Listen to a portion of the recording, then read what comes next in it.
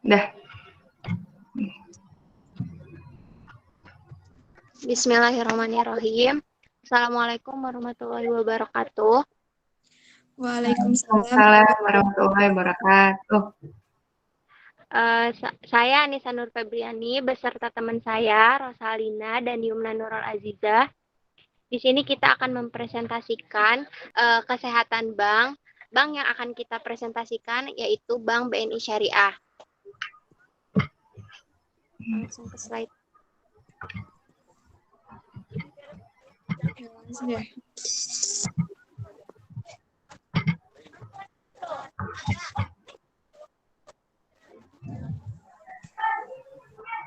Jadi mengapa kesehatan bank harus diawasi? Yang pertama, fungsi bank sebagai lembaga perantara. Yang kedua, untuk menjalankan fungsi sistem pembayaran. Yang ketiga, perantara kebijakan moneter. Selanjutnya, menentukan bank yang sehat itu bisa menggunakan metode Camel, yaitu capital, asset, manajemen, earning, liquidity. Nah, bisa kita lihat dari gambar ini.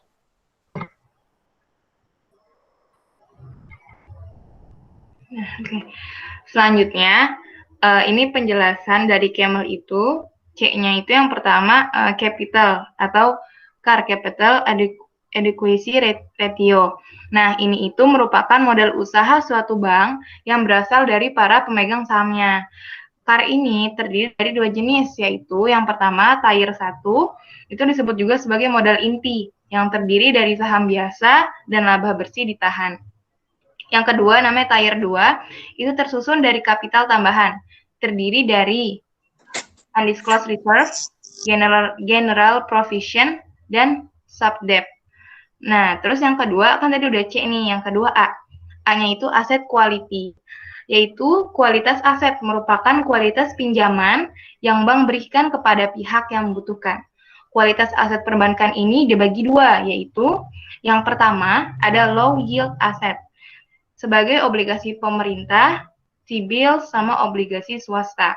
Yang kedua ada high yield asset, yaitu consumer credit, corporate credit, dan mass market credit. Setiap rupiah pinjaman yang diberikan oleh bank dari DPK itu selalu di-backup oleh CAR yang disebut dengan biaya provisi atau pencadangan. Besarnya biaya provisi bank adalah sebagai berikut. Untuk kredit lancar, biaya provisinya itu sebesar 1% dari jumlah pinjaman. Untuk dalam perhatian khusus, itu 5% dari jumlah pinjaman. Yang kurang lancarnya itu 15% dari jumlah pinjaman. Untuk yang diragukan 50% dari jumlah pinjaman, untuk kredit macet 100% dari jumlah pinjaman. Selanjutnya akan dijelaskan oleh Nisa.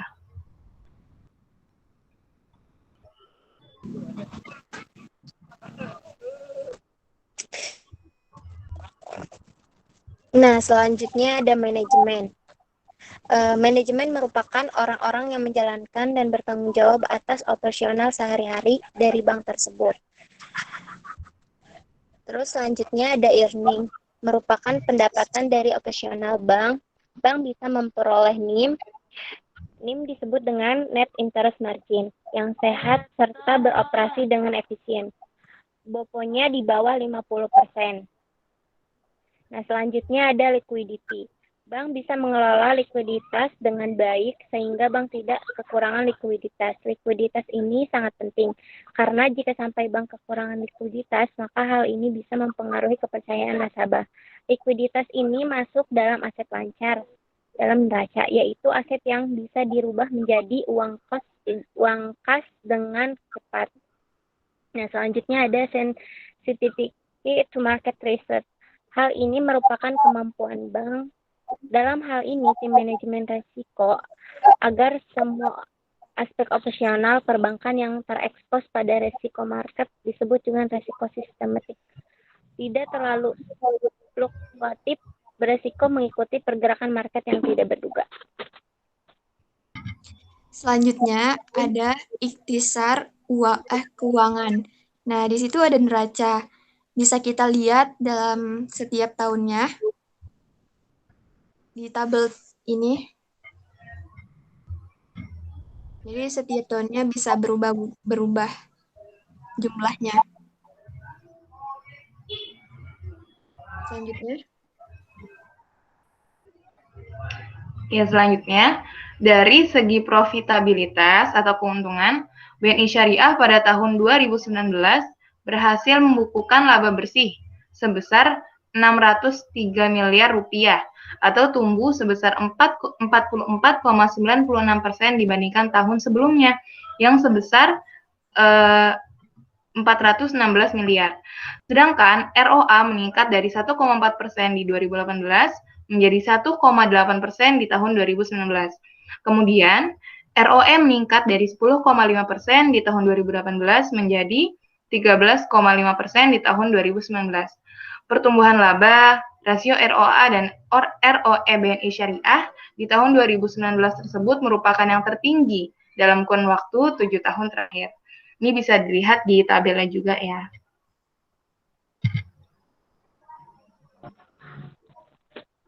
Selanjutnya, Dua tantangan besar yang dihadapi industri perbankan nasional di tahun 2019 didominasi oleh non-performing loan atau NPL atau rasio kredit macet dan likuiditas. Munculnya tantangan tinggi NPL tersebut karena jumlah sektor mengalami kontraksi seperti sektor batubara dan tekstil yang mengalami perlambatan. Bisa dilihat dari tabelnya. Setiap tahun ada perubahan. Mulai dari nominal dan persennya. Selanjutnya ada laba rugi. Di situ juga setiap tahunnya berubah-ubah nominalnya. Bisa kita lihat di tabel ini. Ya. Nah, selanjutnya ini ada arus kas, bisa dilihat juga di tabel. Tiap tahun dia meningkat ya, ini tahun 2019.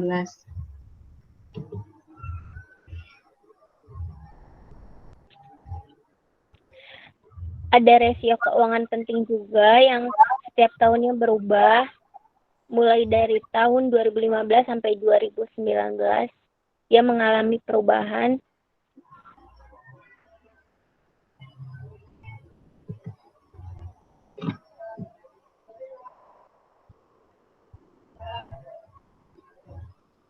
Selanjutnya ada grow aset, grow pembiayaan, dan grow DPK. Nah, di sini yang garis warna merah itu adalah Bank BNI Syariah. Yang warna hijau itu ada perbankan syariah. Yang garis biru itu ada perbankan konvensional. Bisa kita lihat grafik ini. Itu setiap tahun ada yang berubah dan ada yang sedikit berubah, yang drastis berubah dan drastis menurun. Nah, selanjutnya kinerja BNI Syariah. Sejumlah inisiasi dan strategi yang dijalankan BNI Syariah pada tahun 2019 mampu meningkatkan kinerja perseroan dengan baik. Secara umum, pertumbuhan yang dibukukan BNI Syariah tahun 2019 berada di atas target rencana bisnis bank. Pertumbuhan kinerja BNI Syariah tahun buku 2019 dapat dilihat pada tabel berikut ini. Jadi memang pertumbuhannya sangat pesat ya teman-teman, dari yang 41.000 menjadi 49.000.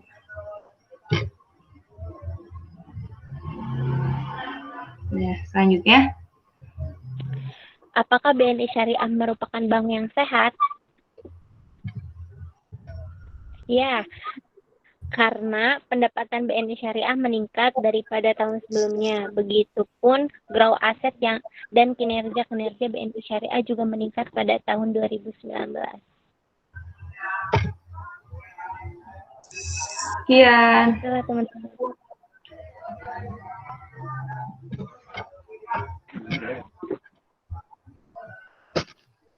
Oke. Sekian presentasi dari kelompok kami. Apa nih? Sekian penjelasan tentang Bank BNI Syariah. Jadi BNI Syariah termasuk bank yang sehat karena tahun per tahunnya keuangannya selalu meningkat.